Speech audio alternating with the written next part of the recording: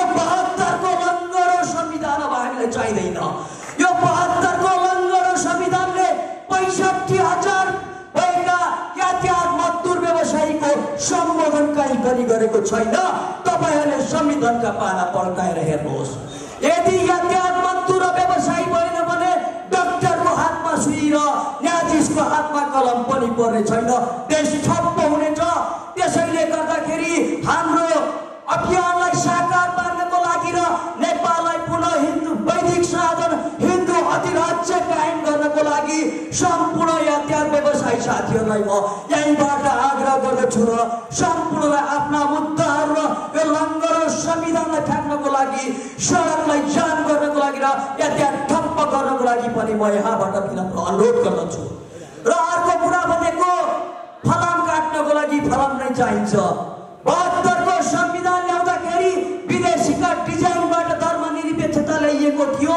त्यसैले गर्दाखेरि 1 अरब 40 करोड भारतमा बस्ने हिन्दू धर्मावलम्बीहरूको सहयोग र सपोर्टमा र अखिल भारत हिन्दू महासङ्घको सहयोगमा पुनः नेपाल हिन्दू अधिराज्य हुनेछ र हामीले प्रचण्ड आन्दोलनको घोषणा पनि गर्दैछौँ। र म यहाँलाई यो कुरा पनि अवगत गराउन चाहन्छु। 20 गतेबाट राष्ट्रियता र धर्म बचाऊ भन्ने दुर्गा प्रसाईज्यूले चालेको अभियानमा सम्पूर्ण राष्ट्रवादी साथीहरू एकीबद्धता हुनुहोस्। किन भन्दा यो देश भनेको कुनै पनि दलाली नेताको होइन। अहिलेको समय सन्दर्भमा दुर्गा प्रसाईले उठाएको आवाज साँच्चै नै सराहनीय छ। हामीहरूले उहाँलाई साथ दिनु भनेको हामी राष्ट्रभक्त हुनु, हामी राष्ट्रभक्त नेपाली हौ भन्ने पहिचान हो। र अर्को कुरा म यहाँ अवगत गराउन छु कि अब यो लङ्गरो संविधान होइन, मैले यहीँबाट भन्दछु कि राष्ट्रिय स्वतन्त्र पार्टीको रवि लामिछानेलाई पनि यही व्यवस्थाले भुमरीमा पार्यो। त्यसैले गर्दाखेरि मैले रविजीलाई पनि यहीँबाट आग्रह गर्दछु कि अवस्था होइन, सहकार्य गरौँ व्यवस्था परिवर्तन गर्नको लागि। र यो भन्दछु कि म कि अहिले साउदी, कतार, मलेसियामा 6 महिनाको बच्चा कुदे बच्चालाई छोडेर सुत्केरी महिला श्रम गर्नको लागि विदेशमा गएको छ। यो व्यवस्थाले ल्याएको हो। त्यसैले गर्दाखेरि यो व्यवस्थालाई परिवर्तन गर्नुपर्दछ।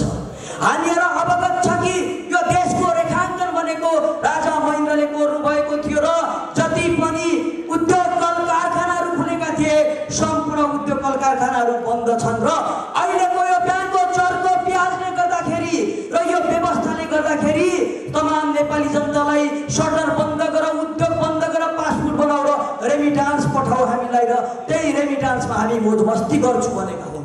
त्यसैले गर्दाखेरि म यहाँलाई आग्रह गर्दछु कि अब हाम्रो पालो आइसकेको छ। जति बुढो भए पनि बाघले शिकार गर्छ, घाँस खाँदैन। त्यसैले म गणतन्त्रवादीहरूलाई चेतावनी दिन चाहन्छु कि सुतेको बाघ अब बिग्रिसकेको छ। त्यसैले गर्दाखेरि तपाईहरू होसियार हुनुहोस्। तपाईहरू न घरको न घाटको भइसक्नुभयो। नेपालमा बस्ने भने तमाम नेपाली जनताहरूले तपाईँलाई बस्न दिनुहुन्न। विदेशमा जाने भने विदेशीले बोकाएको भारी तपाईँहरूले बोक्न सक्नु भएन। त्यसैले गर्दाखेरि तपाईँहरूको दिनगन्ती अब आजबाट सुरु भयो भन्दै र यहाँ म भन्दा पनि पछाडि थुप्रै वक्ताहरू हुनुहुन्छ। भन्न त यहाँहरू समक्ष धेरै कुराहरू थिए, तर पनि म यो कुरा अन्तिममा जाँदै भन्दछु कि 40 लाखभन्दा बेसीको रेमिटेन्स पठाएर हामीले यो राज्य चलाएका छौँ भने जब हात पाखुरो बसिसकेपछि स्वदेशमा फर्किसकेपछि त्यो रेमिटेन्स पठाउने साउदी, कतार, मलेसिया, दुबईबाट पठाउने तपाईँ हाम्रा दाजुभाइलाई यो राज्यले केही व्यवस्था गरेको छैन। यदि हिन्दू अधिराज्य आएर हामीले हाम्रो व्यवस्था परिवर्तन गरौँ भने कि ती रेमिटेन्स पठाउने सम्पूर्ण दाजुभाइहरूको ग्यारेन्टी म लिनेछु। र म भन्दा हामीले यो देशलाई द्वन्द्वमा होइन, हामीले 17,000 को हत्या गर्ने होइन, हामीले हतियार उठाउने होइन, हामीलाई कुनै महिलाको सुन्दको सिन्दुर पुस्नु छैन, कुनै बालबालिका टुरो बनाउनु छैन, कुनै वृद्ध अवस्थाका बुवाआमाहरूलाई बुढेसकालको सहाराहरू खोज्नु छैन र कसैलाई अपाङ्ग बनाउनु छैन। हामीले शान्तिपूर्ण हिसाबले हामीले यो देशलाई परिवर्तन गर्नु छ। 72 सालमा संविधान घोषणा गर्ने बेलामा हिन्दू राष्ट्रको लागि वकालत गर्दै हिँड्नेहरू विभिन्न सङ्घ संस्थाका प्रतिनिधित्वहरू विभिन्न सङ्घ संस्थाका उच्च तहका व्यक्तित्वहरू सबैजना धर्मलाई बेच्ने नाम मात्र, धर्मलाई एउटा बिक्री गर्ने वातावरण मात्रै बनाएर धर्मको नाममा धर्मलाई बेची खाने बाटो मात्रै बनाएर हिँड्नुभयो। आजको दिनसम्म यहाँ आइपुग्दा साँच्चीकै छातीभित्र नेपाल आमाको नाम लिएर, साँच्चीकै छातीभित्र नेपाल आमालाई राखेर धर्मको लागि अगाडि बढ्ने कहिले हामी युवाहरू कहिलेसम्म तपाईँहरूको पछाडि चाहिँ खालि हिन्दू धर्म हिन्दू धर्म हिन्दू धर्म भनेर मन वचन कर्मबाट साँच्चैमा लाग्ने, वास्तवमै लाग्ने खालको व्यक्तिहरू आजसम्म हामीले कोही पनि देखेनौँ। अब आउने दिनहरूमा हिजोका विगतका व्यक्तित्वहरू जो जहाँ हुनुहुन्थ्यो सबैजना एक ठाउँमा एक धिक्का भएर अगाडि बढिदिनुहोस्। हामी युवाहरू सदैव तपाईँहरूको साथमा छौँ। तपाईँहरू आफूमा जबसम्म एकता हुँदैन, तपाईँहरू एउटै हिन्दू धर्मको लागि, धर्म त एउटै छ भन्नुहुन्छ हजुरहरू, हामीभन्दा अग्रजहरू हुनुहुन्छ, मभन्दा धेरै अग्रज व्यक्तित्वहरू हुनुहुन्छ, तर त्यो एउटै हिन्दू धर्मको लागि 10वटा सङ्गठन, 10वटा पार्टी, 10वटा क्षेत्रमा तपाईँहरू अलग अलग भएर लाग्नुभन्दा पहिला, सबैभन्दा पहिला यो मञ्चमा हिन्दुत्वको वकालत गर्नुभन्दा अगाडि तपाईँहरू एक धिक्का हुनुहोस्। तपाईँहरू एक धिक्का भएपछि हामी युवाहरू तपाईँहरूको साथमा हुनेछौँ। हामीले सक्ने कर्म हामी मन वचन कर्मबाट गर्नेछौँ। तर सबैभन्दा पहिला तपाईँहरू एकबद्धता हुनुहोस्, तपाईँहरू चार ठाउँमा छरिएर नबस्नुहोस्। हामी दुवै संस्थाहरू परस्पर शान्ति, मैत्री, सद्भाव कायम राख्दै नेपाललाई वैदिक सनातन हिन्दू अधिराज्य पुनर्स्थापना गर्ने तथा विश्वमा जनसङ्ख्याको हिसाबले दोस्रो, धार्मिक हिसाबले 1,40,42,34,086 भारतको जनसङ्ख्या मध्ये 82% हिन्दू धर्मावलम्बीको वासस्थान भएको देश भारतलाई संसारको सबैभन्दा विशाल हिन्दू राष्ट्रको रूपमा स्थापित गर्ने र नेपाललाई संसारको एकमात्र वैदिक सनातन हिन्दू अधिराज्य नेपालको रूपमा स्थापित गर्न मन वचन र कर्मले हामी दुवै संस्थाहरू आपसमा प्रतिबद्धता व्यक्त गर्दछौँ। देशको ऋण 22 खर्ब नागिसक्यो। त्यो पैसा कहाँ छ? गणतन्त्रवादी नेताज्यूहरू कहाँ छ? जनता भोग बगैछन्। देश 95-96% व्यवसाय घाटामा छ। देशको काँस्टा उत्पादन 5% त के 2%मा झरिसकेको छ। अहिले 2%मा झुट्टा नारा दिएर झुट्टा रिपोर्टहरू पेशेर विदेशी हाम्रा मित्र राष्ट्रहरू र संयुक्त राष्ट्रसङ्घलाई ढाँटिरहेका छन्। गणतन्त्रवादी नेताहरूले पेशेवरहरू छन्, सबै पेशेवरहरू छन् यो देश चलाउने। साथै भन्नुपर्दा संयुक्त राष्ट्रिय महासङ्घमा यो नेपाल देशले पनि त्यहाँको सदस्यता लिएको छ ताकि यो भ्रष्टाचार महाअभियान अन्तर्गतको त्यहाँ जुन महासन्धि छ त्यो महासन्धिमा हस्ताक्षर गरेर युएनको आँखा छरिरहेको छ।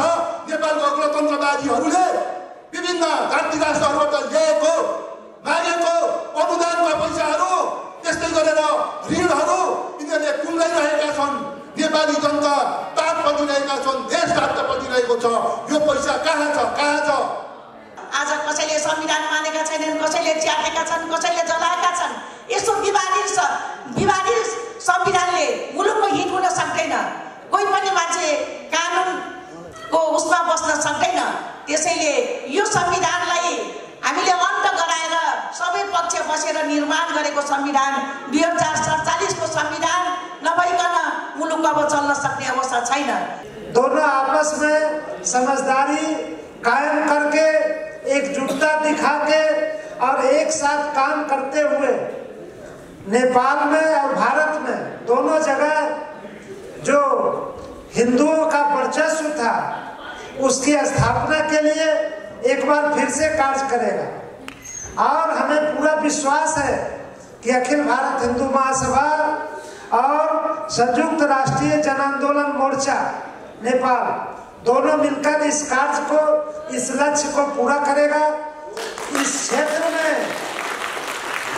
हिंदुओं के वर्चस्व को कायम करेगा और जो षड्यंत्र हिंदुओं के साथ पूरे अंतर्राष्ट्रीय स्तर पर हो रहा है, नेपाल में भी भारत में भी, उसको समाप्त करने का कार्य करेगा। आप सब ये बताई है कि नेपाल हिंदू अधिराज्य था, लेकिन कुछ कारणों से वो फिर समाप्त हो गया।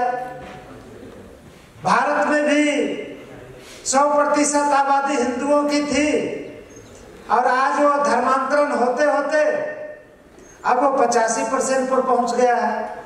तो बहुत बड़े स्तर पर हिंदुओं के धर्मांतरण का कार्य चल रहा है और पूरे अंतर्राष्ट्रीय स्तर पर हिंदुस्तान और नेपाल दोनों जगह हिंदुओं के साथ षड्यंत्र हो रहा है।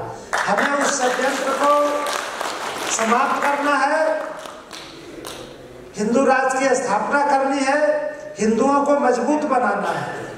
और जो हिंदुओं का पूरे विश्व में कभी झंडा लहराता था, वो फिर से वो हिंदुओं का झंडा पूरे विश्व में लहराएगा। हमारे बीच में ये युवराज आचार्य जी बैठे हुए हैं मंच पर।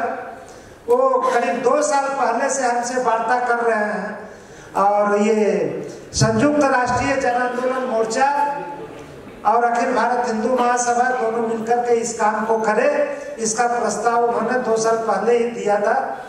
हम लोग भी हिंदुस्तान में अखिल भारत हिंदू महासभा के लोगों से और हिंदूवादी प्रतिनिधियों से बातचीत करके हम इस नतीजे पर पहुंचे हैं कि आज हमने इस समझौते पर हस्ताक्षर किया है। इसमें तारानाथ लुटेल जी और युवराज आचार्य जी की बड़ी महत्वपूर्ण भूमिका रही कि ये समझदारी पत्र ये दोनों में हस्ताक्षर हो और हम दोनों आगे बढ़कर कार्य करें। और निश्चित रूप से नेपाल की हिंदू जनता और भारत की हिंदू जनता दोनों मिलकर के इस काम को आगे बढ़ाएगा और फिर से एक बार हिंदुओं के उत्थान के लिए कार्य करेगा। और हमें पूरा विश्वास है कि एक बार फिर से नेपाल में हिंदू राज्य की स्थापना होगी और भारत में हिंदू राष्ट्र की स्थापना होगी। अखिल भारत हिंदू महासभा इस कार्य में पूरा सहयोग करेगा। हमारा पूरा प्रयास रहेगा कि भारत की जनता इसमें पूरा सहयोग करे और इस लक्ष्य को हम लोग दोनों नेपाल और भारत की जनता मिलके इसको हासिल करें और जो हमारा भविष्य है उसको हम लोग उज्जवल बनाएं। ये बहुत ही मेरा सौभाग्य है कि इस काम को आगे बढ़ाने का ये अवसर मुझे प्राप्त हुआ है और उसको हम पूरी ईमानदारी के साथ और पूरी कर्मठता के साथ और पूरी लगन के साथ इस कार्य को हम आगे बढ़ाएंगे। और जो भारत के नेता हैं, जो सत्ताधारी पार्टी के भी नेता हैं भारत में अभी वर्तमान में, और जो वहाँ की हिंदू जनता है, उसका पूरा पूरा सहयोग आपको दिलाने का हम पूरा प्रयास करेंगे, ऐसा मैं वचन देता हूँ। और हम जो वर्तमान में भारतीय जनता पार्टी की सरकार है भारत में, वहाँ उनके नेताओं से भी बात करके और हम इस काम को मजबूती प्रदान करेंगे और इसको आगे बढ़ाएंगे। और निश्चित रूप से हिंदुओं का कल्याण होगा दोनों देशों में, हम मजबूत होंगे